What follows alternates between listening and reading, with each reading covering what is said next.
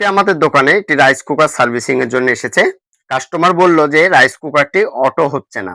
মানে 10 মিনিট পানিটা গরম হচ্ছে, যখন 10 মিনিটে পানিটা গরম হচ্ছে, হওয়ার পরে অটো হচ্ছে না, অটো ফেল মারছে। তো আমরা দেখলাম, দেখে আমরা কি দেখলাম যে এইখানে যে ম্যাগনেটটা আছে, ম্যাগনেটের যে স্প্রিং বা ম্যাগনেটটা দীর্ঘদিন ব্যবহার করার পরে ম্যাগনেটটা ক্ষয় হয়ে গেছে। হ্যাঁ, ম্যাগনেটের সমস্যা, এর জন্য অটো হচ্ছে না।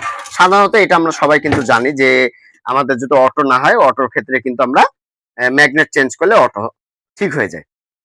কিন্তু এই রাইস কুকারটিতে আরো কিছু প্রবলেম আছে, যেগুলোর কারণে আপনার অটো কিন্তু ফেল করবে। আপনি কি জানেন যে রাইস কুকারে থাকা যে প্লাস্টিকের যে সুইচটা আছে, এই সুইচটার কারণে আপনার অটো কাজ করবে না?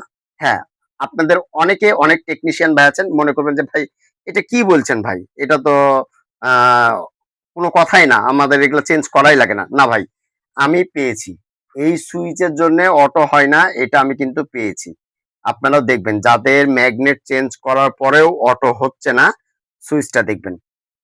সব রাইস কুকারে যে থার্মোস্টার ব্যবহার করে এমন ইয়া না। কিছু, কিছু রাইস কুকার গুলোতে থার্মোস্টার ব্যবহার করে। ঠিক আছে? তো এটা ওভার প্রোটেকশন করার জন্য মূলত এটি ব্যবহার করা হয়। সেটা কি যে এই বডিটা এগুলা ১৮৫, ১৯৫, ১৬৫ এরকম লাগানো থাকে। কেন থাকে? যে ওভার হিটিং। এই কয়েলটা যদি ওভার হিটিং নিচে হয়ে যায়, তার বডিটা ওভার হিটিং হইলে এই ইয়াটা অটোমেটিক্যালি ডিসকানেক্ট করে দিবে। এর জন্য মূলত এই ধরনের থার্মোস্টার ব্যবহার করা হয়।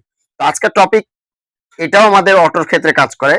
আবার যেখানে থাকা যে ফিউজ আছে, ফিউজের জন্যও করে। তো আমার কথা হলো, আজকে যে বিষয়টা আমি নিয়ে কথা বলবো সেটা হলো ম্যাগনেট। আসলে যে অটোর জন্য আমরা হুট করে ম্যাগনেটটা চেঞ্জ করে দিই, ম্যাগনেট চেঞ্জ করবেন তো, কিন্তু করার পরেও যদি কাজ না হয়, তাহলে ভাই আপনারা অবশ্যই সুইচটা এবং ফিউজটা, ঠিক আছে, আর ওই যে যেটা বললাম অধিকাংশ থাকে না। তো আবার অনেক টেকনিশিয়ান ভাই আছেন যারা এই জিনিসটা লাগানি, ঠিক আছে। এটা 40 ওয়াট একটা কয়েল।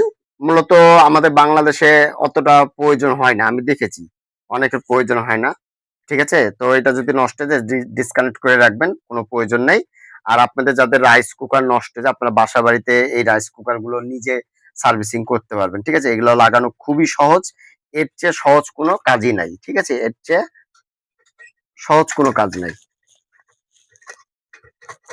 আমি মনে করি এর চেয়ে সহজ কোনো কাজ নেই। এবার মুচড়াই দিলেন, এটা খুলে গেল। ঠিক আছে, যেহেতু আমি এক হাত দিয়ে ভিডিও করছি, এর জন্য একটু ভিডিওটা কাটতেও পারে। জাস্ট এইভাবে দিয়ে দিবেন। এটাও সেম একই ভাবে দিয়ে দিবেন।